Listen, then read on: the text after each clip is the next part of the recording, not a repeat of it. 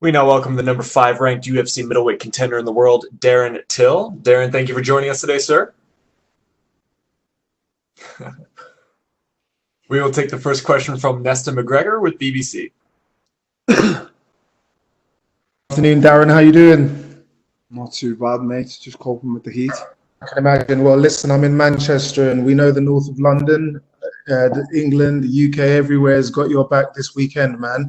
I just wanted to know, we spoke to Robert earlier today, who says, he's kind of a smiley, happy-go-lucky guy. We know you like to slide in DMs and rile people up.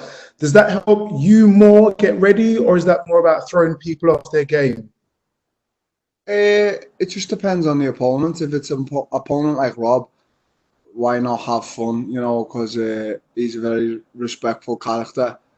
So there's no animosity there. There's not I'm not trying to get in his head. Whether I am or I'm not, I don't think I am, to be quite honest. I've just been having a joke and a laugh at him. But then there's other times with opponents where, sometimes it gets a little bit more heated and words get exchanged and so forth, so on. So I just think it depends on the fight and the person you're fighting, and it's hard to sort of smack talk a guy like someone like Whittaker. It obviously makes it easier to punch someone in the face a lot harder if you kind of hate them, but I know exactly what you're saying. No, it doesn't. Underdog going into this, but where for you is this fight won? Just through all my training, what I've been doing in the gym, through my strategy there. I've left my strategy to my coach, and we've been doing everything in the gym. So hopefully everything we've been putting into play in the gym is going to work in the fight. So I don't actually know what I'm going to do in the fight. I know it's programmed inside of me because my coach has been programming it for the past 8 weeks. So that's how my coach probably sees me winning the fight, off him programming everything into me. Okay, 2 more very quick questions, and I don't mean to stir, but I don't think you can do a press conference without Conor McGregor's name being mentioned. So let's say at the end of this, you're victorious on Saturday, and White says middleweight championship or Conor McGregor at Anfield, sold out crowd, and we can watch again. Which would you prefer? Middleweight title. Conor McGregor's a lightweight. He's 2 weights below me. Yeah. Wouldn't happen. You're not willing to drop down. The reason why I mentioned Anfield is because obviously you're a big Liverpool fan. They pick up the title tomorrow. Will you be watching? And have you got a message for the team? You know what? No, I won't be watching. I'm here to look after myself and focus on what I've got to do on Saturday. So, I hope the team do well, but I'm not really interested in what anyone else is doing or any other sports is doing. I'm here to do business on Saturday. I'm here for myself and myself only, and my team and my family. Perfect. Nice and focused. Look, good luck on Saturday, man. Thank you. We'll take the next questions from Julian Kiewicz with Independent Media.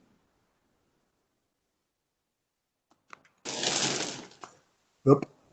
Can you just explain to me? I think I've listened along the grapevine about your reaction to that Masvidal fight. How did that change you mentally to that loss and just your turnaround emotionally and mentally towards the fight game? What was that? Just after the Masvidal fight, how did that impact you in just getting more drive and getting back and just pushing yourself harder? I didn't. I was sad for a long time, and I had to just sort of build myself back up over a long period of time, and just that sort of face some demons, and it was quite tough, but it was 2 fights ago, so I don't really think about it no more. And then just tell us, in terms of the middleweight, are you going to be settling at middleweight now? Is this where you feel you're going to be comfortable? Yeah, I'm quite comfortable at the weight. I'm close to the weight, so I think it's a good weight. I could probably make welterweight if I tried for one last time. If it was a big money fight or something like that. But I'm comfortable at middleweight. I feel like I've grown into it now. Thank you so much. All the best for Saturday. Thank you very much. We will take the next question from Gabriel Gonzalez with Cape Press. Darren, I think everybody's noticed that you've been very active on social media. Would you say you've been successful in doing what you wanted to do and getting your name in everyone's conversation? I suppose so, but that wasn't the intention. The intention was just to sort of broadcast, what I think's funny and what I think is having a laugh. And if people go along with that, which a lot of the people did, that was good for me. And it seemed to really hit off, during the lockdown and stuff for the months everyone was locked up. I just wanted to make sort of the experience for everyone. I know everyone had bigger problems. I just wanted to make my social media just, as I always say, real and fun. So, I think everyone enjoyed it and it got in a lot of people's mouths, like you said. I'm curious, no photoshopping yourself on Rob, if I'm not mistaken. And I feel like that was an easy one for you to take aim at. Yeah, it was, yeah. Well, I'm fighting him, aren't I? So create a little bit of something there. But I've pretty much photoshopped my face on every fighter these days. So it's becoming quite a trend amongst the fighters and social media. With all of the attention you've been getting, is it a little more disappointing for you that there's not going to be an audience on Saturday?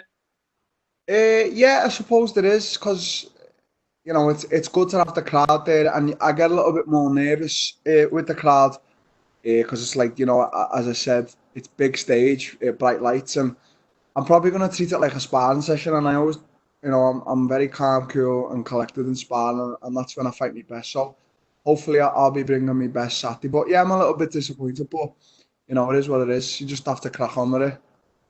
You've said that you've tried to talk trash to Rob, but in your words, it just didn't work. How would you describe it? Is it just friendly rivalry? Is it just a competition? How would you describe, I guess, the tension, if any, with Whittaker? It's just business. It's just pure business. I've got no hard feelings towards him. I wish him all the best in his life and in his career and his family. And, I can't trash talk a nice guy, and I don't see any fakeness inside of him. I don't see any, Mr. Me. I don't see him putting any act on. So, I feel like he's a real guy, and I feel like he's a friendly guy, even though, he is a beast inside the cage. So, Saturday it's just business, and then after that, I won't hold anything towards the guy. I wish him all the best, whether he wins or loses. I just, I wish him the best. Final one from me. Jack Hermanson had the big win over Kelvin Gastelum on Saturday. He said he wants the winner of you and Rob. Does that one interest you, or do you think you have your sights set on someone else if you win? If I win, I'm fighting at Israel Adesanya, and that's all it is to it. Thank you. We will take our next question from Joe Coleman with TalkSport. Hi, Darren. Thanks. First thing I've got to ask, what's the head of Liverpool's Premier League title? Oh, it was good. I went down to the ground, and but I couldn't stay long because I had training the next day, so I only stayed till about 1 a.m. and celebrated with all the fans. And there was a few Liverpool players there, so it was good. And then the next day, they all went down to the Albert Dock, which is our sort of pierhead. It was good. It was good, really good. Amazing. I'm sure you'll get to properly celebrate the weekend. Your story from kind of the streets of the favelas of Brazil. I love the story of Nigueiras and everything. To be where you are now, I mean, it must fill you. Yeah, I just, I'm sort of living a dream. I've just bought my first house, and just coming out into this every day, another place, another main event, another city, another country. I always speak with me and my coach and the guys. We were sitting on the beach today, and we're truly we're blessed. But we've worked hard to be where we are. We haven't got here by chance or by a lucky streak. We've proper put hard work and hard grafting. So. We deserve to be here, me and all my team. Of course, yeah. And we saw in your middleweight debut last time out, you were very composed. The game plan that you and Colin worked on obviously went into, complete focus mode. Can we expect to see a similar type of performance, do you think, on Saturday? I think we're going to stick to the game plan. I think maybe a little bit more of added aggression inside the octagon. But yeah, you know, always stick to the game plan. And if only I would have done it against Masvidal, I would probably be on the cover of EA Sports right now. So, but no, you can't fight every fight perfection, and it's not like that. The fight game is certainly not like that, especially in MMA. That's why it doesn't matter who you're fighting. They could have a big belly or anything. You can never underestimate or overlook any fighter. And I sort of overlooked Masvidal a bit, you know, because he was a bit tiny at them fucking cars, mate. You're getting petty buns on it. Sort of overlooked him because he was a little bit tinier. I beat Stephen Thompson, and Stephen Thompson beat him comfortably. So maybe I did, maybe on my part I did. But, you know, you live and you learn. I'm only 27 and I'll probably learn much more. You know, I haven't even hit anything yet. I haven't even started to begin. This is all just fun right now. Of course, yeah. I mean, congratulations as well. You said there about the house. Congratulations about that. You've mentioned Adesanya as well a lot. I know that that's the name you want. That's who you want. Dana White has mentioned potentially bringing back the Ultimate Fighter. Now, I can imagine you two as coaches, that would be just absolute blockbuster stuff. Is that something that maybe tickles your fancy? Could you see yourself doing that? Yeah, for sure. If him and Costa don't do it, and if him and Costa don't fight, which I don't know if I see it. Yeah, I'll step in. Like after this fight Saturday, you know, if all goes well and I win, I'm gonna jump straight back. I'm gonna have a week off and jump straight back into training and stay ready for September time. And you know, something could happen. You know, even if the fight doesn't go ahead September, and you know, decide to make it tough and it's me and him, yeah. I'm all for that. And as I said, it's another experience, and it's another, you know, it's sort of another medal to everything I've already, you know, achieved and done. So, yeah, I'm up for it. Just one last one from me, Darren. Tom Aspinall, your teammate's making his debut in the UFC as well. I mean, British fans have seen just a glimpse of what he's capable of. What do you think the world is in store for? Because I mean, he's got so much pedigree, hasn't he? Yeah, you know, I train with him on a daily basis, and I struggle with him even in my department where I'm a master at, you know, striking. He's such a fast guy for heavyweight. You'll hear everyone who trains with him or sees him saying it, and even who sees him fight, he's so fast for heavyweight. He dances around like nothing I've seen. And, you know, I can only speak from what I've seen in the gym and from his preparation. That's all been 100% and perfect, and his diet. But it's all down to him now, how he performs. It's not down to me or down to Colin. It's all on him. He's got to go out there. He's got to show the world. He's got to perform. He's got to, you know, even if he goes out there and it's a 3-round masterclass between both of them and he wins or loses, you know, he's just got to go out there and show the world and show Dana White why he deserves to be here. And I truly believe he does deserve to be here. So it's all on him now. I've got nothing to do with the man anymore. He's going out there Saturday for himself, for his family. And, you know, I can't wait to watch him while I'm in the back getting warm. Amazing. Thank you very much for your time, Darren, and good luck on Saturday. We will take our next questions from Alistair Bishop with MMA Republic. You okay, mate? Fantastic. Darren, my first question is you posted a bit of a transformation picture on social media. So how hard was it coming out of quarantine back into training? It actually wasn't so difficult. I was quite big because obviously, you know, all we were doing was lazing around. But as soon as the lockdown was sort of announced from the government, I just carried on training once a day, wherever I could and however I could. So I was training, I was keeping in shape, but also I was eating a lot at the same time and, you know, getting quite big and buff. So as soon as, you know, the fight got announced, we just got back in and just sort of trimmed up a bit, cut a lot of stuff out. But with regards to being like fighting fit, I was quite okay because I'd stayed in good shape throughout lockdown. You didn't have any of the Five Guys menu repeating on you when you got back to training? Yeah, I did have that every day, like, I'm not gonna lie. congratulations on the birth of your daughter. She also had a little quarantine surprise there. Yeah. How motivating is that for you now, becoming more of a family man and your family's growing? How does that motivate you now? It doesn't. It never has. It never will. You know, why shouldn't, you know, obviously everything I do now, let's say financial wise and money wise, is all for my family and for my kids to set them up for life. But I was motivated before, you know, my family and my kids, and I'll be motivated. You know, I'll always be motivated now. And obviously, there's sometimes, you know, when you're down and the images of them come into your head, but it's not to say that I'm not going to sit here cliche and say everything I do now is for them.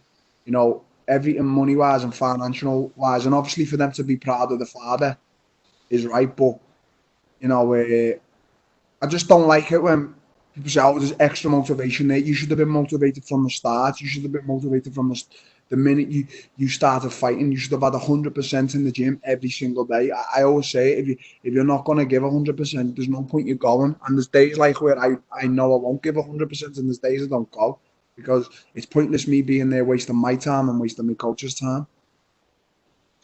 You mentioned the heat briefly as you sat down. How hard? I was in Abu Dhabi last year for the Khabib card, and I know what it's like there. How hard is it to adjust to the heat moving around there at the moment? It's at the moment it's quite sweaty. It's good. You get your little slight breezes, but it's hot. We went to the beach today and it was super hot. I think it was like 43, something like that. So you know it was sweaty. It was hard. It was hard to breathe. Does it make weight cutting a little bit easier? Looking up, so. Thank you, man. All the best. Thank you. And we will take our next questions from Luis Green with MMA Crazy. Hi, Dan. You mentioned before your teammate his UFC his UFC debut. But you've also got your teammate Mike Grundy as well. So what's it like been on the run up to this fight, having them, you know, and having them being all together in the run up to this fight? Yeah, it's like a team carbon takeover on Fight Island sort of thing. You know, there's about 7 or 8 of us out here, and we're all just chill. We haven't even spoke about the fight.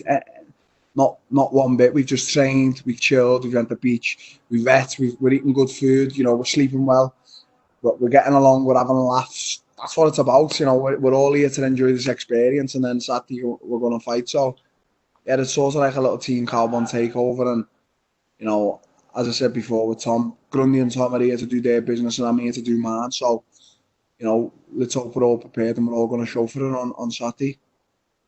Yeah, nice. And obviously Whittaker being a former champion, how important is this matchup for you in terms of getting you closer to a shot at that title? It is important. I want the title. I want to fight Adesanya, but you know, I'm putting every ounce of energy and spirit and soul, everything I've got into this fight, because this fight means everything to me. Like every fight I fight means everything to me. So, you know, obviously I think about the belt, and I think about fighting Adesanya, and I think about fighting welterweight again. But, you know, when I've been in the gym and everything, every ounce of energy, soul and spirit I've got has gone into beating Robert Whittaker. That's all that matters right now. And, you know, when you think about the fight, how do you imagine it playing out? Me knocking him out, hopefully. I don't ever imagine him knocking me out, you know. So that's it. I imagine myself knocking him out, hopefully. Okay, cool. And you obviously mentioned about, you know, you want Israel Adesanya next if you do get the win. What is your prediction for Israel taking on Paulo Costa next? How do you see that playing out? We'll have to see. I'll have to make the prediction when they've both made weight, because, you know, up to now, nothing seems concrete. But I think it's a 50-50. I think Adesanya a little bit more, because he's a bit more technical. But Costa's a big power puncher. He's powerful, and he can go to 5 rounds. So I think it's a 50-50 fight at the moment. Okay, thank you. Thank you. And we will take our last questions from Damon Martin with MMA Fighting. Hey, Dan, maybe fight for a lot of money, you would consider going back to welterweight, but you seem so much healthier and happier at middleweight. Is it weird to think about making these cuts to welterweight? We see Anthony Johnson now. We're like, how did that guy ever make welterweight? Do you feel the same way? You're like, how did I ever do that to myself?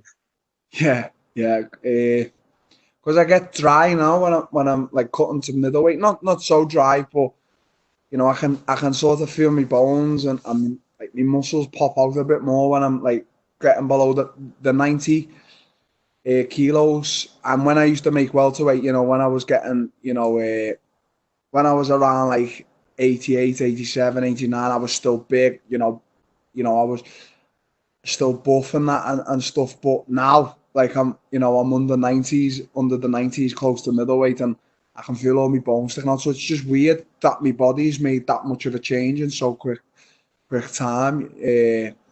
But if it was dead and the money was right and the fight was big enough, I could do one last hurrah. I know Usman's the champion now, so you never know. You never know.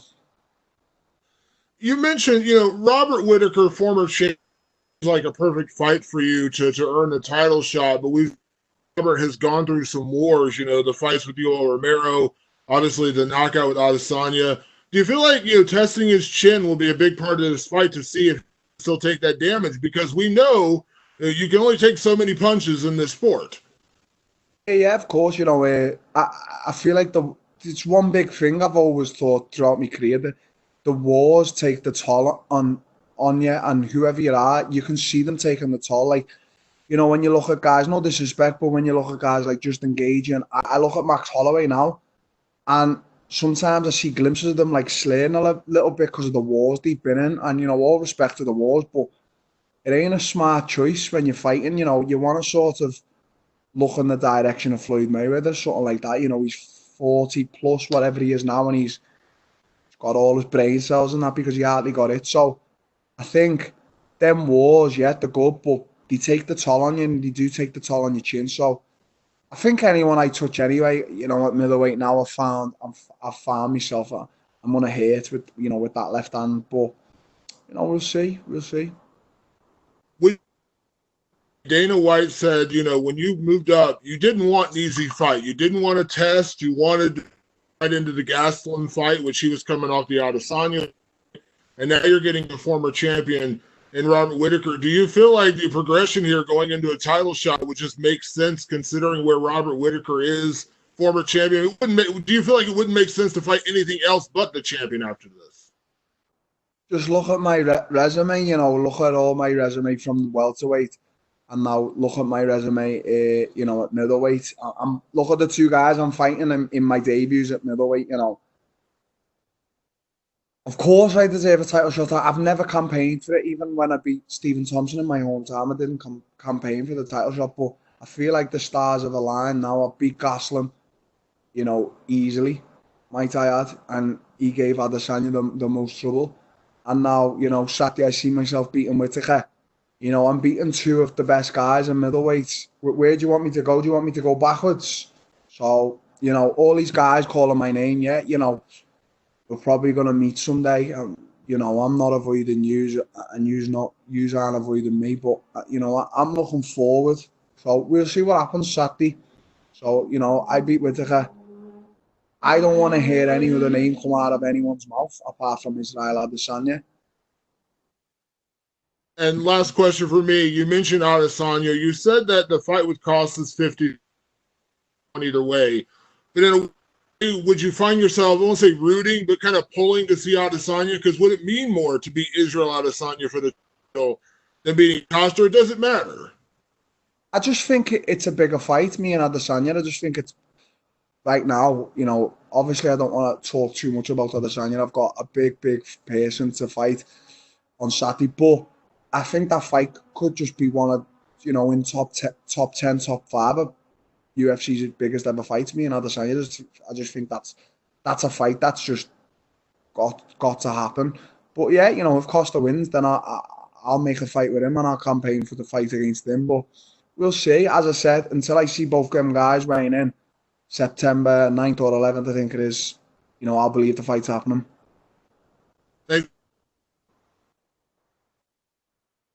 Thank you so much, Darren. That is all the time we had for you. Thank you for joining us today.